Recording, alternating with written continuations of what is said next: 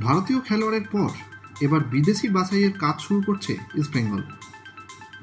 জানা গেছে আগামী মরশুম শুরুর আগে 5 বিদেশি খেলোয়াড়ের সাথে চুক্তি ভাঙবে দল।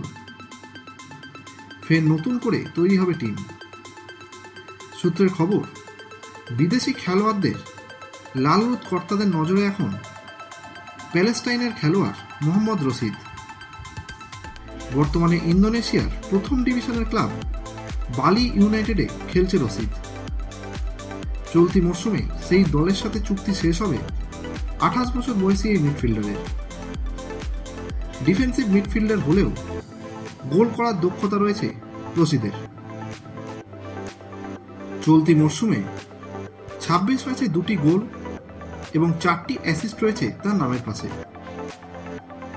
জানা গেছে এই খেলোয়াড়ের সাথে চুক্তি সংক্রান্ত বিষয়ে আলোচনা শুরু করেছে ইস্টবেঙ্গল। সবকিছু ঠিকঠাক থাকলে নতুন মরশুমে নতুন খেলোয়াড় হিসেবে তাকে দলে নিতে পারে লালরুদ ব্রিগেড। ভারতীয় ফুটবলের সঙ্গে সবসময় আপডেটেড থাকতে এক্ষুনি বং ফুটবল ইউটিউব চ্যানেলটিকে সাবস্ক্রাইব করে নোটিফিকেশন বেল আইকনে ক্লিক করে রাখুন।